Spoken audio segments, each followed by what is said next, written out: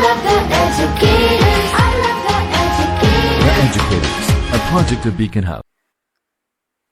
السلام علیکم جماعت پنجم، امید کرتی ہوں کہ آپ سب خیریت سے ہوں گے۔ میں آپ کی سوکس کی استانی ہوں۔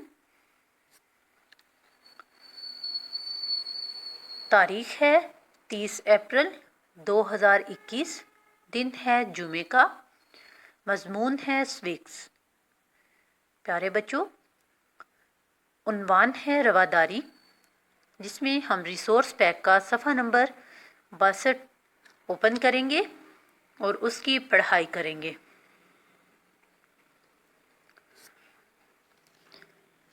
ریسورس پیک کا صفحہ نمبر 62، رواداری۔ کیا آپ رواداری کے بارے میں جانتے ہیں؟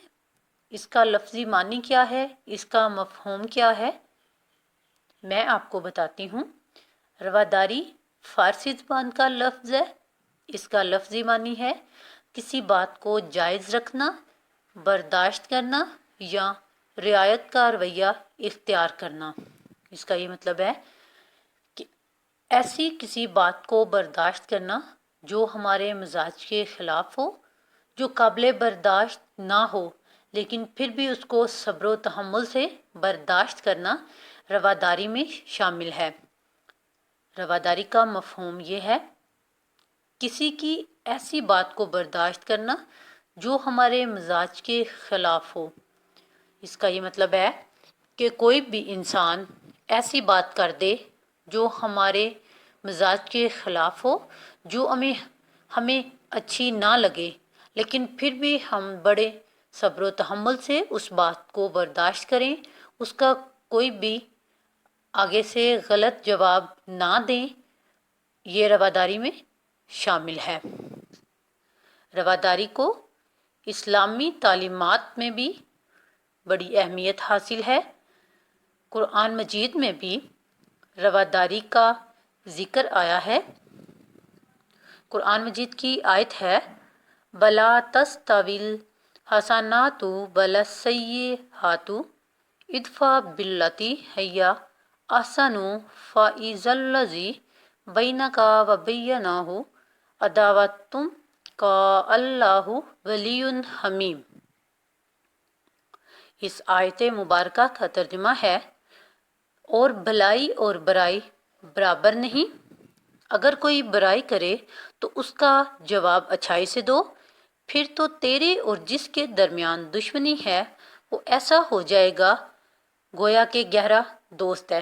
اس آیت مبارکہ کا مطلب یہ ہے کہ بھلائی اور برائی کبھی بھی برابر نہیں ہو سکتی۔ اگر آپ کے ساتھ کوئی برائی بھی کرے، کوئی بری بات بھی کرے، تو آپ اس کا جواب اچھائی سے دو۔ جب آپ جواب اچھائی سے دو گے تو پھر آپ کے درمیان میں دشمنی نہیں ہوگی، بلکہ آپ اچھے دوست بن جاؤ گے۔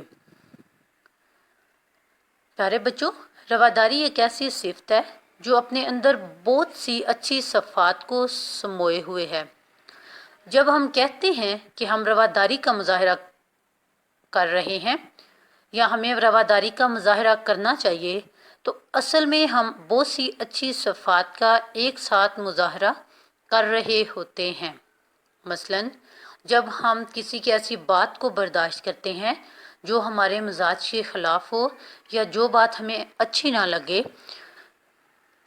اس وقت ہم صبر و تحمل سے کام لے رہے ہوتے ہیں، کیونکہ اگر ہمارے اندر صبر و تحمل نہ ہو تو ہم کسی کی بات کو برداشت نہیں کر سکتے، اور اسی ٹائم پہ ہم قوت برداشت سے بھی کام لے رہے ہوتے ہیں، کیونکہ اگر ہمارے اندر برداشت کی قوت ہی نہ ہو تو ہم کسی کی بری بات کو کیسے برداشت کر سکتے ہیں۔ کسی کی بھی ایسی بات کو جو بری ہو یا کسی ایسی حرکت کو جو ہمیں پسند نہ آئے، کسی کی ایسی بری عادت، لیکن اس کو ہم برداشت کریں، عفو درگزر کا مظاہرہ کریں، تو یہ رواداری میں شامل ہے۔ ویسے تو رواداری ایک صفت ہے، اس کا مفہوم بہت وسیع ہے، بہت سی صفات حمیدہ یعنی اچھی صفات کی جامع یعنی جمع کرنے والی ہے۔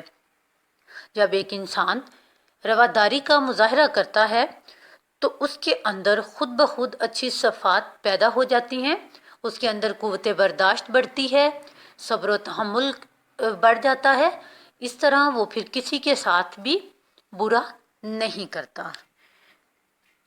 پیارے بچوں، یہ تھا ہمارا آج کا عنوان رواداری،